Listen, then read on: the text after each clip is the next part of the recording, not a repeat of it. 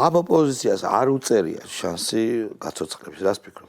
ხო, ნუ ესენი მაინც შეეცდებიან, მე მგონია, უბრალოდ ესენი არის განწირულები რისთვის, იმიტომ რომ აი პოლიტიკური ბრძოლის არსს ესენი ფიტავენ, ხო? აი დემოკრატიული ურთიერთი კონტროლზე დამყარებული პოლიტიკური სისტემა არის ის, რომ შენ იბრძვი იმისთვის, რომ აიღო რაღაც მანდატები. თუ ხელისუფლებაში მოხვიდე, მაგრამ თუ ვერ იღებ, შეხვიდე, გააკონტროლო ხელისუფლება იმ პარლამენტში, საკრებულოში თუ სადაც აჩვენო შენი თავი და დაუმტკიცო მოსახლეობას, რომ შენ ხარ უკეთესი, ვიდრე სხვა. ეს არის ელემენტი, აი მართლა ანაბანაა და ხანდახან რაღაც მწვენია ხოლმე, რომ აი გვიწევს ამის ახსნა, მაგრამ არის ჩვენს საზოგადოებაში სამწუხაროდ საკმაოდ მოზრდილი სეგმენტი საზოგადოების, რომელიც მძევლად ყავს თავისი, ასე ვთქვათ, ოპოზიციური წარმომადგენლები და იმათ კიდე ესენი ყავს.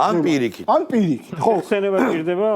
ან პირიქით იმათ ყავს. ანუ საქართველოში ის ფაქტი, რომ ესე იგი არჩევნებს რომ წააგებ, უნდა თქვა რომ წავაგე და არ დაიწყო რომ იმან გაჟონა, ამან გამოჟონა. მე მახსოვს, აი სააკაშვილმაც როცა მოიგო არჩევნები, ხო, როცა იყო თუ გააყალბა თუ რა იყო, მაშინაც ხო შეცდომა იყო მაშინდელი ოპოზიცია რომ დაჭერა. ხო, რამდენიმე შევიდა იქ 1-2 დეპუტატი შევიდა. ხო, ბაღათურიაც შევიდა და კარგად ის ტრიბუნიდან ისეთი გამოსვლები ჰქონდათ, რომელმაც მოსახლეობის ცნობიერებაზე იმოქმედა. რა თქმა უნდა. თუნდაც, ანუ ეს ქართული ხასიათის ნაწილია, რომ აი შენ აი დამარცხებას ვერ აი ეხლაც მახსოვს ზურა გირჩი ჯაფარიძე როგორი ესე იგი სახეზე შემხმარი ღიმილით გამოვიდა თქვა რომ ჩვენ მოვიგეთ არჩევნები და ზუსტად 15 წუთში ამ ვითომ მოგებულ არჩევნებზე ამბობდა რომ გაყავდაო რა შეიძლება მოხდეს მომავალში ეს საჭირო არის პოლიტიკური სპექტრის ოპოზიციური პოლიტიკური სპექტრის გაჯანსაღება ამ 800,000 ხმარას აიღო ჯამში ამ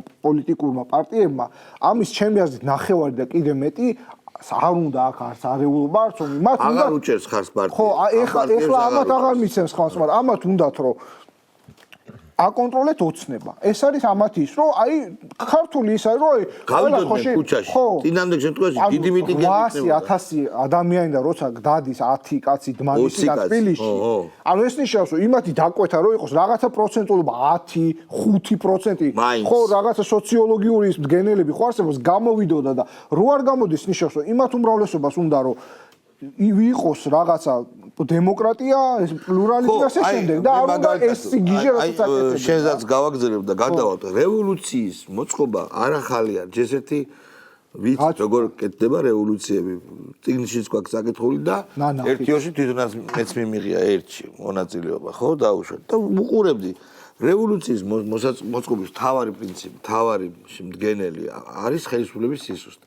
ძლიერ ხელისუფლებას რევოლუციას ვერ